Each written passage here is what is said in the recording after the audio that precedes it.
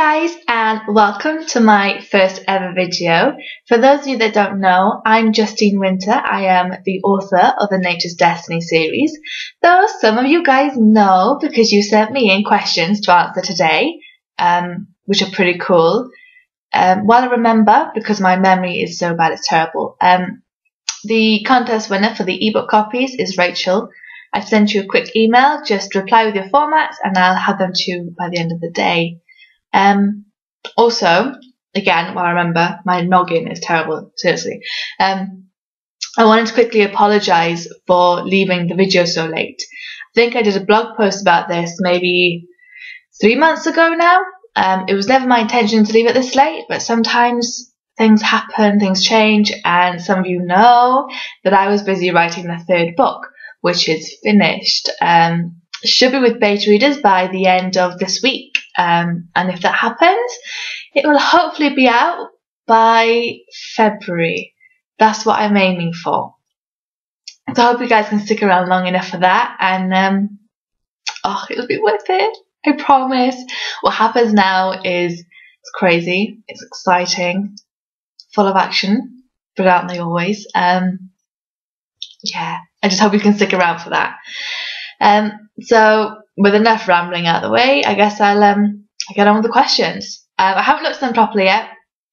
I just posted and pasted. I copy and pasted them into one document to read off for you today. So yeah, I wanted to be able to spur the moment thing. Okay. The cliffhanger at the end of book 2 killed me. What's going on? Right, so Luna's dying. She's dying. Yeah. I'm sorry, you guys. I mean, I'm sorry, but I'm not sorry. It needed to happen, and I know it's a bad cliffhanger, but it's gonna make you guys buy the next book, and that was the whole point. I will say, I'll give you peace of mind. Book 3 picks up directly from that last scene, so hopefully you'll get your answers. Do you know how the series will end? Yes, I know what's going to happen. I know certain things that need to happen. I don't know necessarily how they're going to get from A to B to that ending. I haven't worked out the plot yet. What I will say, book 4 is the last one. At least for now. I haven't quite decided. I have some things running around in my mind where I might expand the series. Might being the operative word. But there will definitely be an ending to book 4. Yeah. Name one weird fact about yourself. Okay. I have a dented ear. I don't know if you guys can see that. Let me can you see that dent? Anyway, you can fit a finger in it. Some people say I'm a test tube baby, and that I expanded too much in the tube, and so my ear got squished. That's a joke, by the way. I'm not a test tube baby. It's a pretty poor joke, isn't it? And I have 2 accents. You know how some people have a posh phone voice? I have 2 accents on a daily basis. I have the one I'm doing now, which is quite English. And then if I go out to the shops, or if I see an old friend, or anybody who's Welsh really, my accent changes to a full-on common Welsh accent. People used to think I was faking it. Growing up, I'd be around my friends all day in school with the Welsh accent, and then they'd come home with me, and my accent would change like this. I'd be around my parents, and then they'd think I was faking it, but I'm not faking it. Sorry about that. My dog is exercising his right to freedom of speech, so I'll just leave it to it. I'm going to move on now. I noticed a correlation between Nature's Destiny and Sapphire's Divinity. Seriously, what is up with the dog? The titles are both places within the novels. Does that mean we should expect Guardian's Dynasty to be a place too? And that's a pretty cool observation there. That's a great observation. Nature's Destiny is the pack's home. Sapphire's Divinity is a hotel. That's all I'll say for now. I don't want to spoil things. Guardian's Dynasty is not a place. You have the ancient guardians. It kind of refers to them, but it also refers to some pretty cool, new and exciting characters, which I can't wait for you to read. I'm so looking forward to meeting them. It'd be exciting. But yeah, it's not a place, it's different this time. That's all I'll say. Do you have a favourite character? If so, why? Well, I love them all. I kind of have to because I created them. Even the ones that aren't nice I like. But I won't say any more on that yet. I love Riley. I mean, who doesn't love Riley? Riley is... Whew, yeah, I think I need to lie down. And Joanna. Joanna is cool. She kicks ass.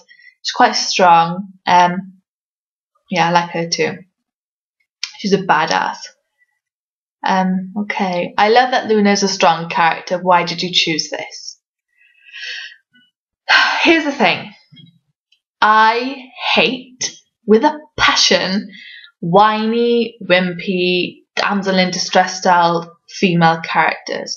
I hate the type of character that can't do something for themselves, that rely on men to do things for them. It sounds kind of feminist, and I don't mean it to be. I mean, Luna needs Riley, don't get me wrong. Luna needs Riley, as we found out at the end of book 2. She needs a man. But I can't stand it when, you know, people can't pick up their own piece of paper from the floor because they might get a splinter. I mean, seriously. Those are the types of characters I despise. And so it was always my intention to create a character that would not be like that. Joss Whedon created Buffy, and you guys know I always talk about Buffy because she's cool. But she was a strong, confident woman who fought monsters, and even now, years after it's finished, people are still talking about it. And I want that. I want people to be like, ooh, Luna was a pretty cool character. She was strong. She could do things for herself. She could fend for herself. Yeah. I'm going to stop before I become feminist and all those sorts of things, because I'm really not trying to be feminist or insulting to women who need men. I'm not saying I don't need a man. Oh man, I'm going to stop. Shh. Zip. I'm just going to scroll down here.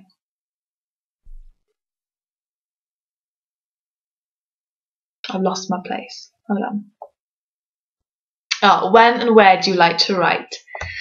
So some of you know I'm not a morning person. If you follow me on Facebook, I say this a lot. I post funny pictures about it. I despise the morning hours. I mean, I'll stay in bed till 9 AM just to get rid of them. But then to counterbalance that, I will be up until 3, 4 in the morning writing anyway. Sometimes it's 2. But I mostly write at home, in the conservatory, in my bedroom, in the office area, even the living room. I also write at my local Starbucks, which is like 5 minutes from here, which is heaven. And sometimes I go out in the car. I'll take a drive around, somewhere cool, somewhere quiet, or somewhere noisy. Depends on the mindset I have for that day. And sometimes I could be in the car for just half an hour and I'll have done my whole day's word count goal, which is pretty good. I like doing that. It seems quite effective. So yeah. Which character is most like you? Nick's humour. Nick's humour is me. Definitely me. And Luna's clumsiness. Safe to say, I am very, very clumsy. It doesn't take much inspiration for me to write that. Just the other day, I burnt my leg on the oven door, and then I had to elevate it up on the sink. So, you can imagine that. But then that was kind of the dog's fault as well, because he swished his tail against the door and it closed on my leg. And then, when you get sun pennises, it starts peeling. I had that, which is pretty sexy and an anecdote you really needed to know about. So I'm going to stop with that before we get any more personal and embarrassing. When naming your characters, do you give any thought to the actual meaning? Yes. Sometimes they choose themselves. After I've written out the character bio, then they've answered their questions, and I get a feel for who they are. They sort of just pop in my head. Like, that is a Lara, that is a Faye.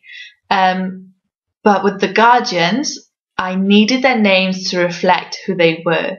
I needed Zarya to represent love, Raza hope, and Gianna strength. They had to be who they were, their gifts. I thought it was a cool way to be able to deepen their characters, deepen their meanings, sort of give life to who they are.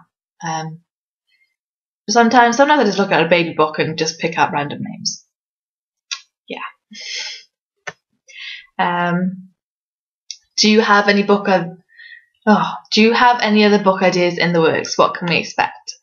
So some of you know, last month I wrote on the 7-Eleven blog hop, I wrote a teaser from the motorcycle book I'm doing. And if you're on my newsletter, I also sent out the prologue.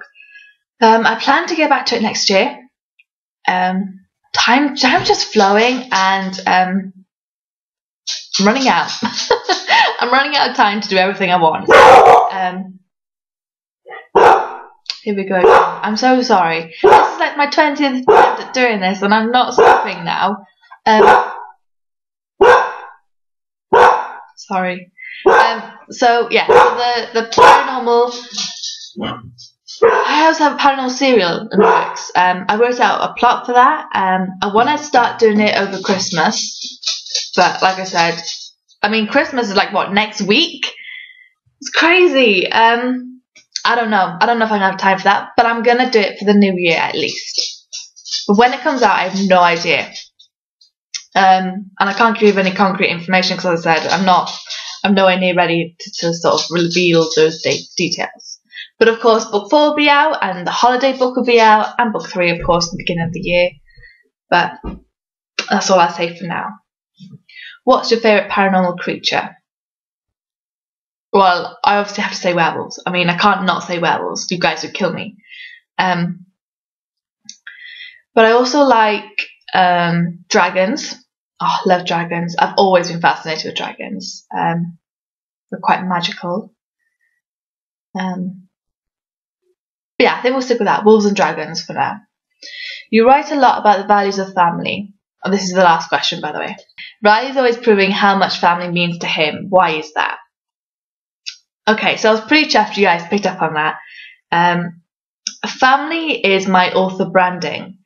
When it comes to the books I'm writing, this series, the MC series, serials, whatever I do in the future, it's all going to have a connection with family. And I'm glad you guys picked up on that. So to Riley, family is everything.